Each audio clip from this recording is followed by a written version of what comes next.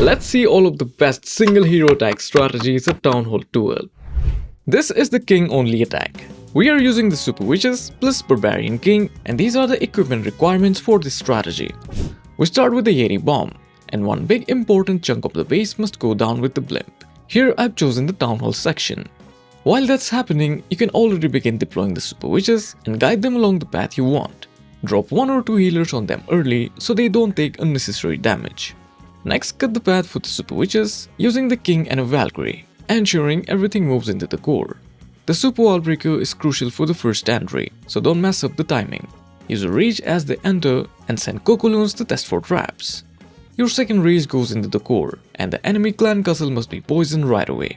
Your King should reach the core because popping his ability there opens most of the remaining compartments. That's the real power of this strategy. Try to keep the Super Witches alive using freeze spells and raise the healers if the damage is overwhelming. Remember, you don't have all the heroes in this attack, so your Super Witches must survive till the end.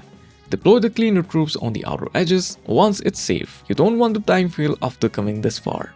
Raged Super Witches deal massive damage, and Town Hall 12 defenses usually can't withstand that, especially with healers keeping them alive.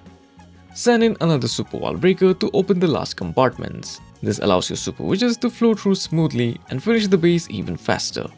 And that wraps up the first strategy. Next we'll look at the army that uses only the Queen. For the Queen's army, surprisingly enough, Electro Dragons pair extremely well with her. You can do a Queen charge into something else, but honestly, I've had far more consistent success pairing her with E-Drags. This is going to be a very fast attack. Start with an Ice Golem, then use regular wall breakers to open the path. Next, shoot the giant arrow and take out 2 air defenses. Since this army has limited troop power, it's crucial that you get good value from the giant arrow. Now let the Queen chill behind her tanks and pick up steady value. Drop an E-Drag to set the funnel and a baby dragon for extra help. Raise the Queen and her giant, they will clear a lot of key structures quickly. The Queen Giant combo usually pulls the enemy clan castle troops, but with a poison spell it's manageable. If there are witches in the CC, make sure your Queen handles them cleanly. Now it's time to begin the main push with Electro Dragons and Balloons. Raise the E-Drags at the entry. Most of your reach spells should go to the Electro Dragons. Drop the Stone Slammer from a different angle, ideally targeting an air defense or X-bow. Also send in cleanup troops behind it. Raise the core again and keep freezing air defenses until it goes down. If the base has single Infernos, save your freeze for them as well. Drop your final reach spells and the E-Drag should tear through the rest efficiently.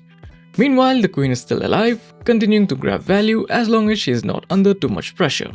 The attack starts slow, but then it snowballs incredibly fast, and before you know it, the base is gone. You can also use a blimp in this attack to safely take down the Town Hall, but regardless of whether you use a blimp or a slammer, the initial giant arrow value is absolutely crucial in consistent success. For the Warden attack, we have got Super Witches once again. This time though, we are rolling with Siege Barracks instead of the blimp. The attack begins with a Warden Walk. To make sure this phase doesn't take too long, you can use 1 or 2 rages. Give your Warden roughly 30 seconds to do his thing. Use the Super Wall Breaker to open the first layer. Just make sure it actually reaches the wall. Next, create the opposite side funnel with a Valkyrie and a Siege Barrack. Now deploy the Super Witches and the Warden will latch onto them, which means we are ready to move on. I carry multiple Super Wall Breakers in this army so you can open more compartments later, especially since we don't have the King here to punch open paths. Use the Wall Breakers as you progress. When the enemy clan castle troops appear, drop the poison and raise your troops so they can wipe it out quickly. Place your jump spell ahead to connect to the next compartment and get access to the Town Hall section. From here, it's mostly using reach spells and timing your Warden ability. As your reach troops take down the Town Hall, this is the perfect moment to use the Warden ability. This protects everything from the Town Hall explosion and nearby defenses as well. You can also use freeze spells to save super minions to boost their value and speed up the attack. Raise the troops again and use another Super Wall Breaker to open the outer layer so the big boys and Super Witches can walk out easily. And that's really the whole idea behind the attack, simple, strong and safe. I also have a no hero Town Hall 12 video if you want to learn 3 strategies you can do without a single hero. And that's it, the base is crushed, now it's time for the Minion Prince. For the Minion Prince attack, we are using dragons. One of the fastest and easiest attack in the entire list. Start the attack with an Electro Dragon followed by a Rage spell.